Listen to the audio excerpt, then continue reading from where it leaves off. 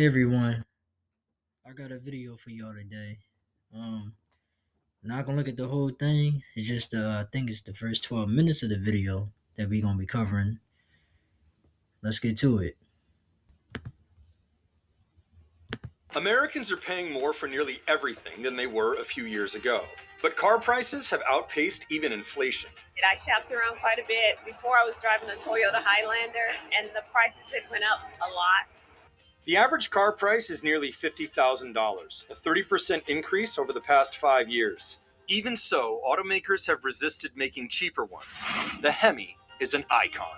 Even if you don't know what a Hemi is, you know the term. Oh, it's got a Hemi. But in an effort to get greener, Ram's then newly formed parent dropped it in favor of a high-powered twin-turbo inline-six. Since its launch, Ram sales declined every quarter from Q1 2024 through the same quarter of 2024. That's because the reason why people love Ram is mostly because of their V8, and a lot of people want V8s in their cars. I know they try to make cleaner and greener emissions, but from what I learned, not every single car got to be an EV or a hybrid. As long as you got them in the world, that's fine. But you can't change everybody's mind. I mean, at some point, maybe everybody will drive only hybrids or EVs, but right now, it gotta be a slow transition. Chrysler, once an industrial giant, is a shell of a brand. Chrysler was meant to be the luxury vehicle, but sometime in the 80s, that notion was destroyed. It just wasn't getting the attention and the investment that it deserved. I'm surprised Chrysler's still here today. We only got one car, like they said. No, it's still the 300 no more. The average car price is nearly $50,000, a 30% increase over the past 5 years. Basic automobile. When they say the average car price is what they said, well, basically it's $50,000, like I said before. But that's because a lot of people in America is going for SUVs and trucks. A lot of people go for smaller cars, like sedans or mid-size sedans. That number probably would change because the market would shift. If everybody go for the sedans, then that number would be a little bit lower than what it is today.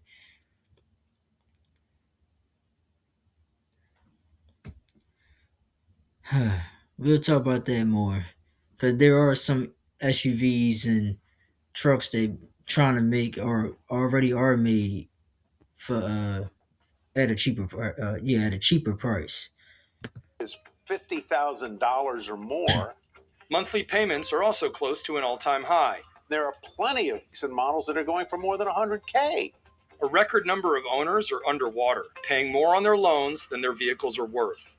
Even so, automakers have resisted making cheaper ones. Margins are slim and costs are high. Chinese cars are cheap, but those are getting slapped with tariffs. Insiders say U.S. carmakers can't depend on protectionism. They'll have to cut costs and sell cheaper. Even without government support, some Chinese firms have big advantages. We tried to lay out that it's not evolutionary change. Like, you actually have to make quantum change to the organization, culture, and approach to be able to achieve that.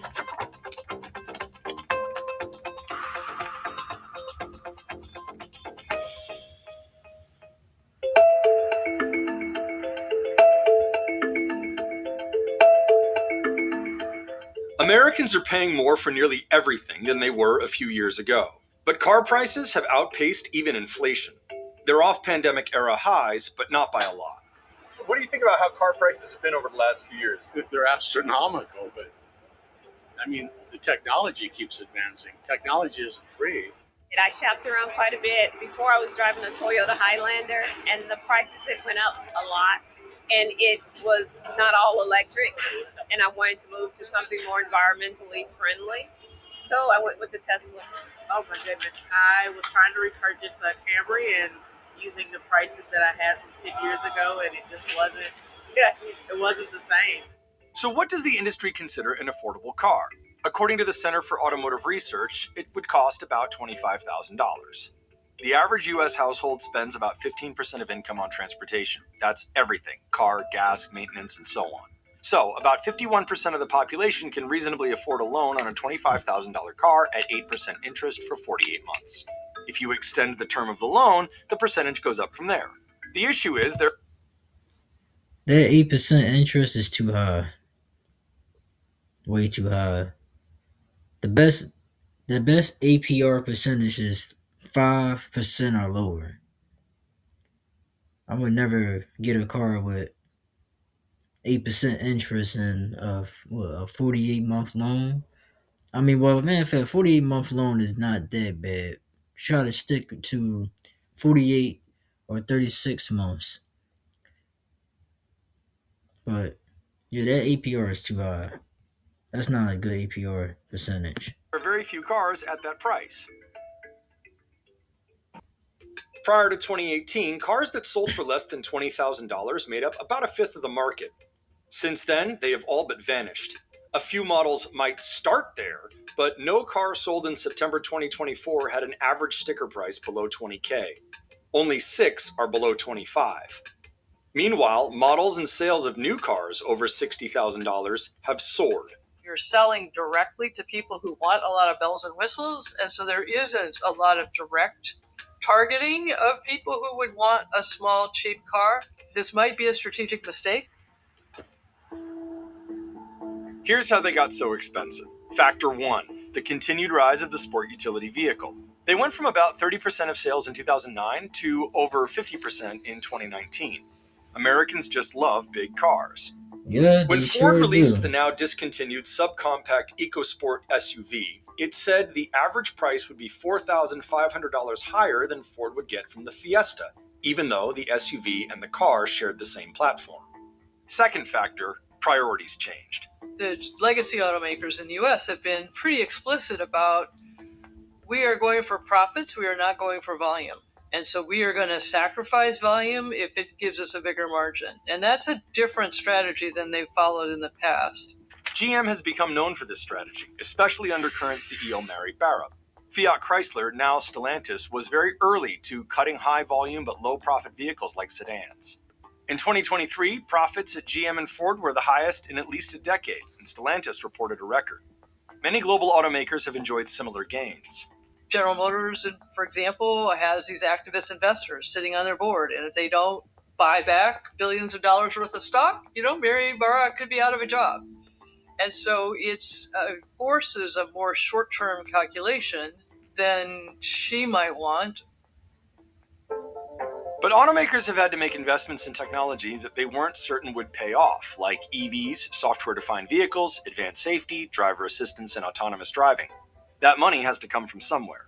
The one meaningful way to make that transition from a financial standpoint is to create a highly profitable internal combustion engine business and continue to manage those profits while you reduce the number of vehicles. And so you have to continue to make good profits to generate the free cash flow you need to feed the EV ever hungry side of the business. The trouble for automakers: the business is not that profitable compared with others. About 70% of a vehicle's price goes to the direct cost of producing it.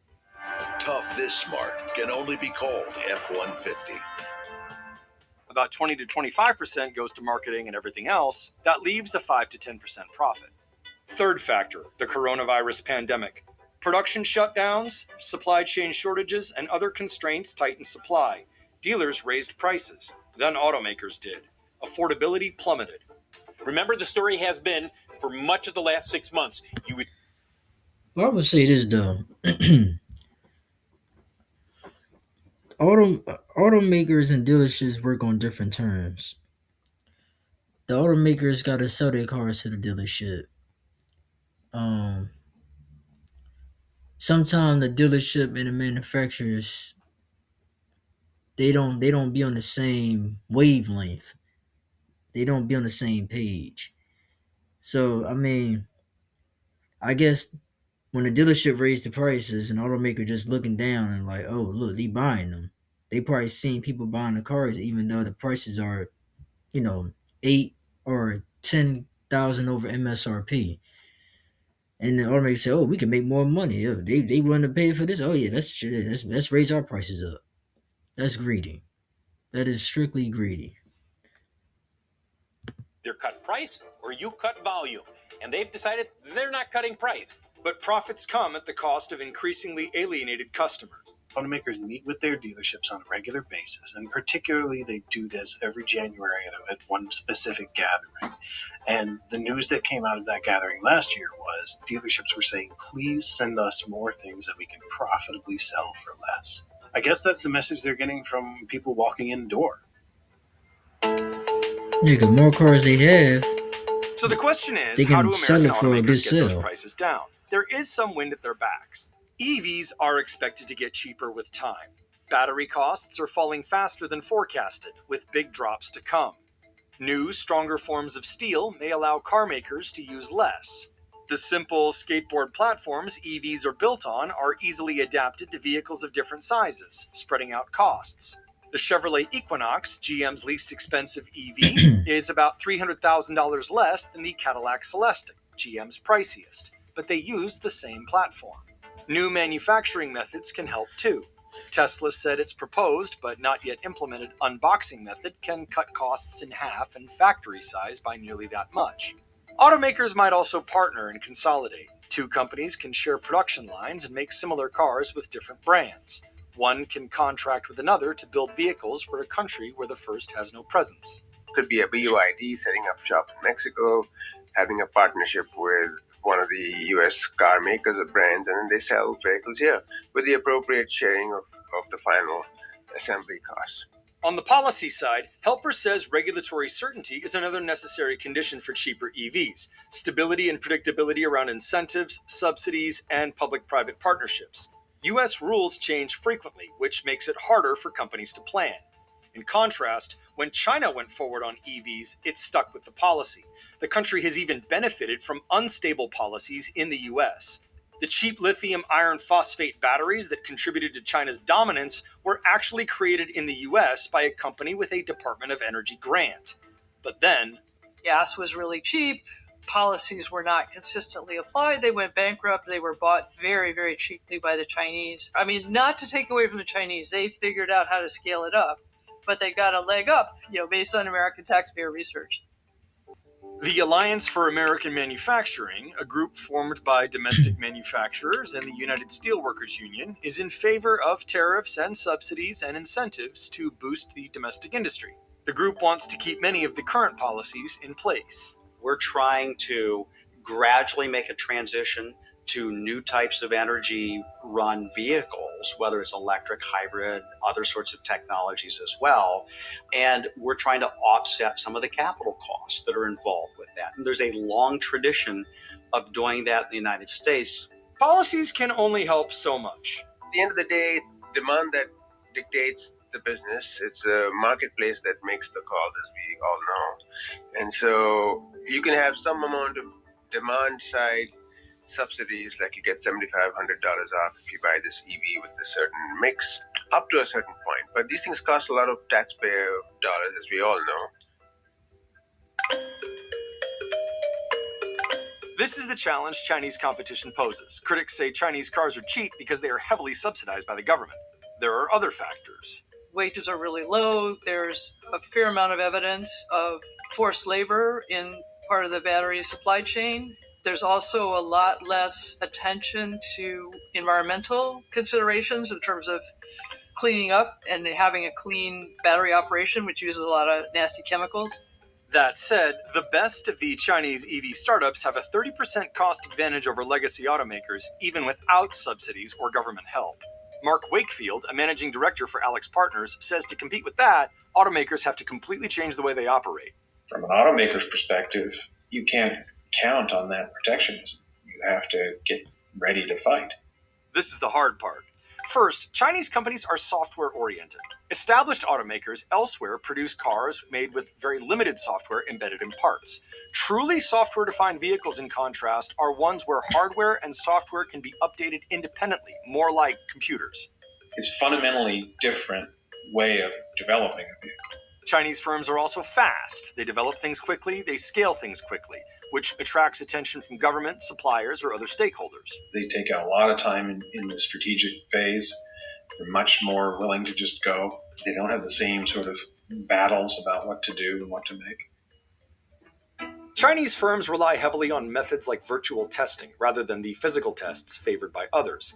This cuts months off schedules and hundreds of millions of dollars from budgets. They have a shorter time to market. Non-Chinese brands take about 5.4 years to develop a new model. Legacy Chinese brands, 3.5.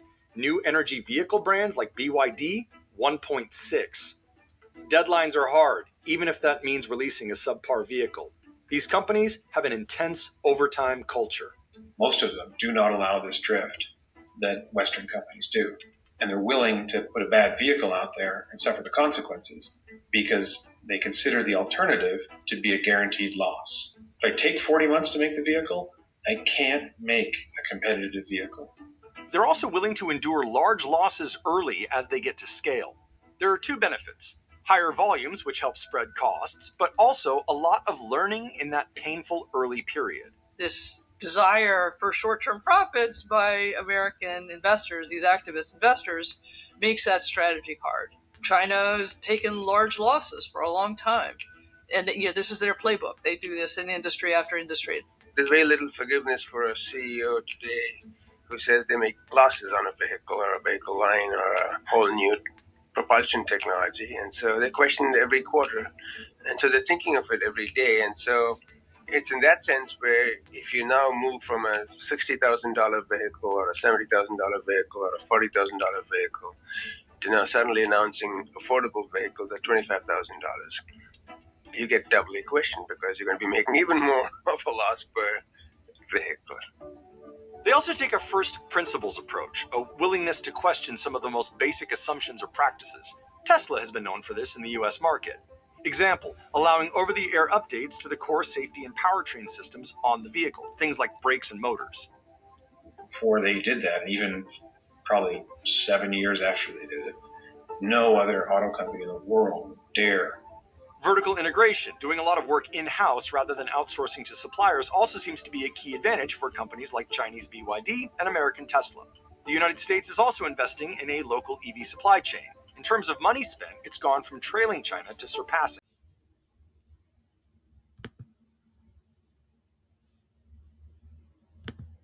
Implementing these changes may be hard. China's regulatory environment and customer base is totally different from the United States.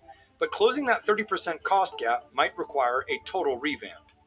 Feels like you can't do these in small little bits and pieces of evolution. And you can't do it by just telling people, hey, behave differently. You need the systems, you need the organizational structure and incentives, and you need different power centers and what keystones people are going to consider to be sacrosanct versus changeable.